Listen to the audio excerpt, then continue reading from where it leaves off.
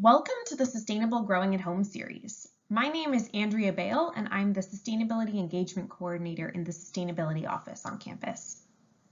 Over the last few months, we've seen unprecedented changes to our whole society as we navigate COVID-19. And we've heard from many people that they're picking up new or returning to old hobbies now that they're spending much more time at home. And one we've heard over and over is gardening. So we've pulled together some of our knowledge and resources in some short videos to provide support and encouragement for those who might be wanting to try it out. One of the most important messages that we want to drive home is that you don't need to be an expert to try growing your own food. Many of us certainly aren't, but we will provide some tips and takeaways that we've learned in our own experiences. As an introduction to the series, we want to highlight some of the ways that growing your own food can support a sustainable lifestyle. And when we talk about sustainability, we're not just talking about the environment. Sustainability encompasses many other aspects too, like health, well-being, affordability, and accessibility, just to name a few. So we'll explore some of the environmental, health, and economic perspectives when it comes to food. Take a step back and picture the broader food system that gets food to our tables. Food is part of a massive, complex system, which includes a mix of many inputs, processes, and relationships. Not surprisingly, the system has many impacts on the environment, on our society, and on our economies, and we'll explore some of these briefly now. On a global scale, agriculture and forestry accounts for nearly 25% of greenhouse gas emissions, which is a large driver of climate change. Large-scale agriculture also contributes to soil erosion and degradation, biodiversity loss, and more. Finally, massive amounts of food are wasted along the supply chain, from production to distribution to food not eaten on our own plates. Around the world, the average is 20%, but in high to middle income countries, the average is closer to 35% of food that's wasted.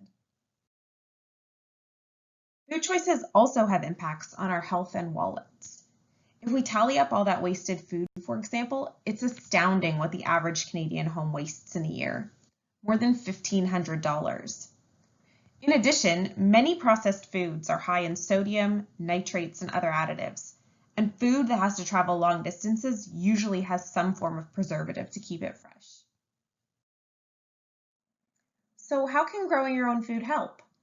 For one, growing your own food can cut down on lots of emissions from transportation and large-scale production, and if you're growing from scraps, can cut down on lots of waste too. Growing your own food can help your wallet. As you'll see through the series of videos that we'll share, you can use scraps and containers that you already have at home to start your growing, so there isn't a huge upfront investment, and you'll also save money at the grocery store, so that's a win.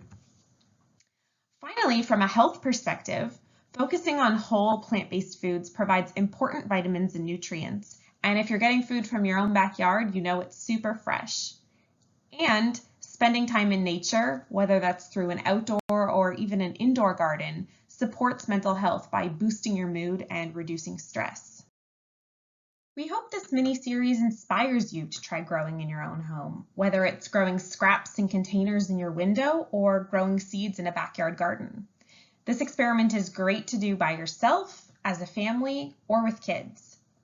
We'll be sharing progress over the coming weeks, and we encourage you to do the same. For more from the Sustainable Growing at Home series, please follow that first link. And to learn more about food sustainability in general, employees can check out our sustainability certificate, which is available online to all University of Waterloo employees. And you can find more information by visiting the sustainability website. Happy growing!